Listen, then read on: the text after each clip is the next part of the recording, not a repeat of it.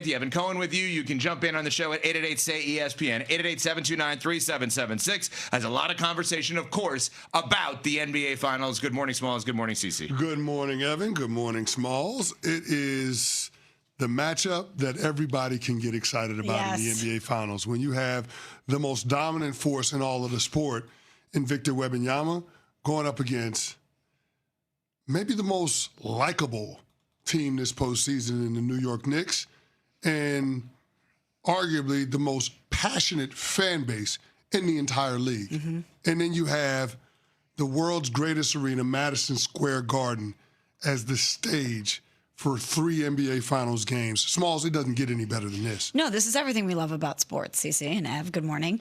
This is, as you mentioned, a team playing unselfish basketball in the Knicks that are so likable and so fun, and a long-suffering fan base that has waited a quarter century for this, versus a 22-year-old alien, the likes of which we have never seen. Never seen it.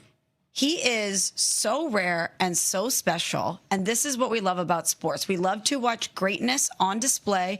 We love to watch competition at the highest level, and we want to be emotionally invested.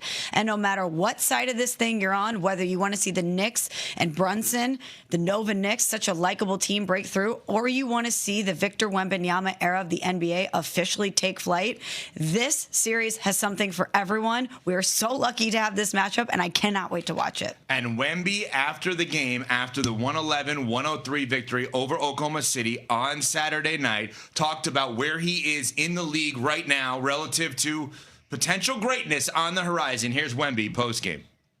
Vic, along those lines, after the gold medal game in Paris, you had said you worried for your opponents in a couple years. A couple years later, is this kind of what you had in mind when you said that? Kind of, but I don't worry really for them. I'm not worried. I'm worried about winning. You know, that's what I'm thinking about. I'm worried about winning. That's what I'm thinking about. You're laughing. Why? I mean, this guy, he's that good, but then also he has the mindset to back it up. He's a killer. Absolutely. For as nice as he is, as presentable as he is when it comes to his reputation, this guy wants to cut your heart out every single time he touches the floor. I don't know that we've ever seen something like this. Somebody so physically dominant, such a spectacle, and having the mindset to match. You know, it's the Mamba mentality. It's Jordan. It's that wrapped in a 7-5 package. One of the greatest athletes the sport has ever seen. Smalls, there was a sequence in the third quarter, the beginning of the third quarter in Game 7. Victor Wembanyama caught the ball in the mid-post, didn't take a dribble, 2 steps, and dunked the basketball on J. Will and SGA. He caught the ball damn near at the free throw line, outside of the paint. Didn't dribble the ball, 2 steps, dunked on not 1, but 2 people. We've never seen that before. We're running out of adjectives to be able to describe this dude. All I can say is this. For a team that had very little to no Game 7 experience, I think there were 2 players on that roster that had actually won Game 7s in the NBA postseason prior to Saturday night. The San Antonio Spurs showed up, and they took it to the reigning defending champs on their home court. Mm-hmm. And it started with that dude, Victor Wembanyama, setting the stage. He's the youngest player in NBA history to lead his team in points per game and rebounds per game entering the NBA Finals. He beat Tim Duncan, ironically enough, for the youngest player to do that in NBA history. He set the tone early. He got the first bucket of the game off the glass, maybe an ode to Tim Duncan. And then the give and go where he dunked on Chet Holmgren.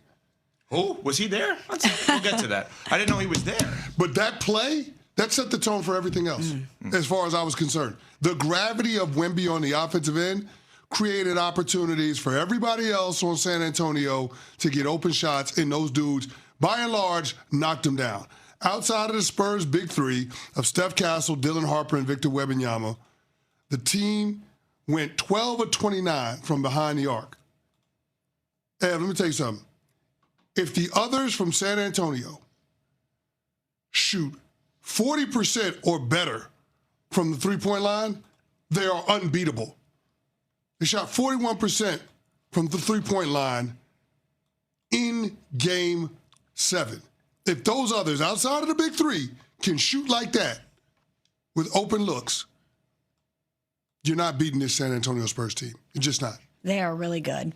And he is really special. And to think at 22 years old that he has this type of a skill set, that he's refined it to this level at 22 is scary to think about what's coming down the pipeline. And when you think about the greatest that we have seen, not only do they have it from a physical standpoint, they have it from a mental standpoint, and they have it from a competition standpoint. To think that he looked at SGA getting the MVP trophy, and he was like, okay, you're going to take my hardware, watch this. And he beat, as you said, Cece, the defending champs on their floor. And he was like, now it's your turn to watch me get a trophy. I'm going to get the Western Conference Finals MVP trophy because I'm a competitor and that bothers me, that I think you bested me. Watch this. I also cannot emphasize how impressed I am with who Victor Wembanyama is as a person. The fact that he is so open about not having to carry a burden of hiding his emotions, that he is showing us his emotions, how he talked about digging into anger and jealousy and acknowledging that he feels this way against his competition, to watch him tell his teammates, I'm proud of you, and cry like that. This is important. It's important for young athletes to recognize that it's cool to care, that nonchalance is not it. That if you want something and you're going to dig deep and work for it and you achieve it, that it's okay to feel, especially for young men. I think it's really, really special. I'm glad you brought that up, Smalls, because this postseason, I think we saw the growth from Wemby from an emotional standpoint. And it's important to allow yourself as a high-level athlete to let those emotions flow through you, but not to let those emotions take over you. And we saw that in the Western Conference semis. Those emotions take over Victor Wembanyama. Game 4 against the Minnesota Timberwolves, where he ends up getting ejected because he elbows Naz Reid in the face. Right. And I said it in real time. I said, that might be the worst thing to happen to the West of the Western Conference. Wemby getting tossed in the second quarter of that game, because it's going to be an introspective moment for him. He's going to take inventory. He's one of the smartest players, one of the smartest people in the entire league. He's going to learn from that moment, a teachable moment, and apply those lessons to future opportunities. And he was able to do that. So much so that he positioned his team to win games 1 and game 7 on the road against the defending champs, who we said in their own right should be considered an all-time great team. A team that had the back-to-back MVP. They found a way to best them. And that's because Victor Wembanyama, the athleticism, the mentality, also the emotions, the heart and the spirit, set the tone for his team. It's special, Smalls. And I'm not just talking about from an athleticism standpoint, from a physique standpoint. Victor Wembanyama is everything that you want your best player to be. What he has done and what they have done is amazing.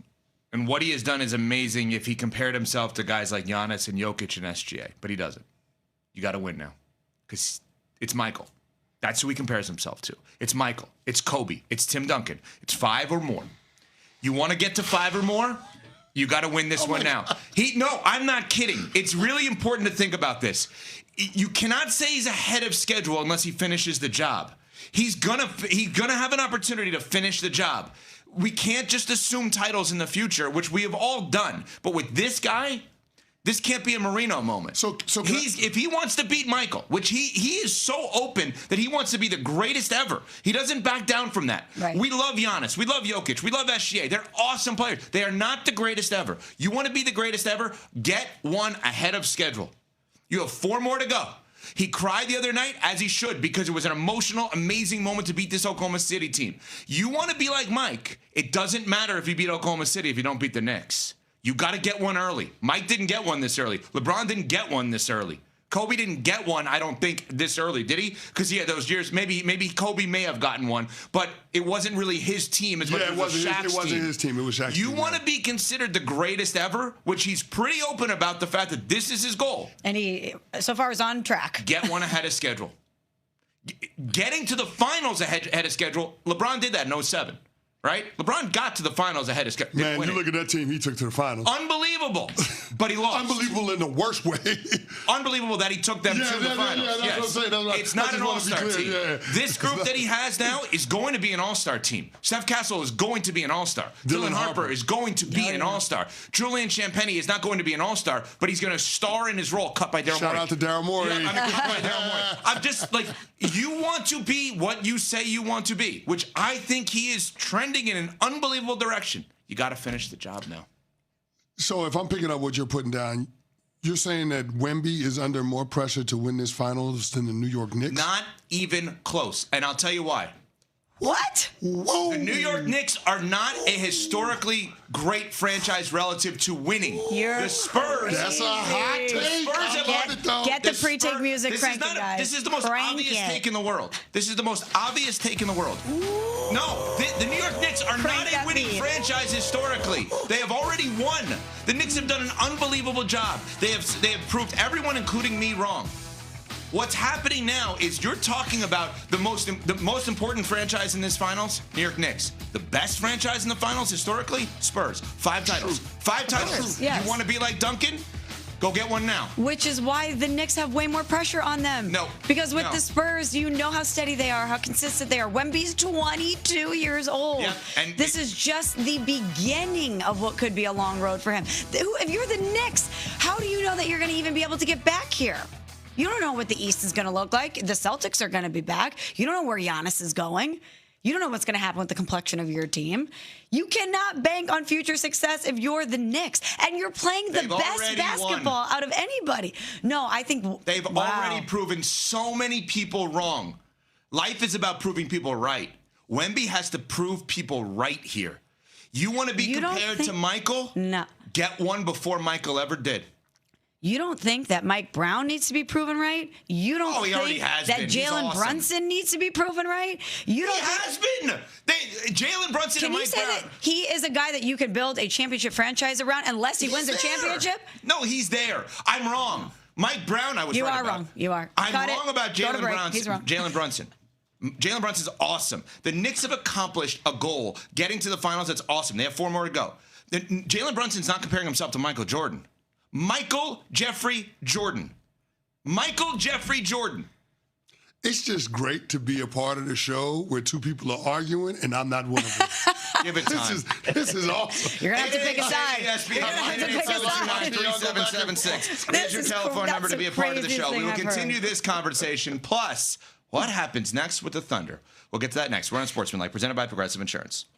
The NBA Finals on ESPN Radio. The showdown begins. The New York Knicks and the San Antonio Spurs. The best of 7 games. Coverage begins Wednesday at 7:30 Eastern with tip-off at 8:30 Eastern on ESPN Radio and on ABC.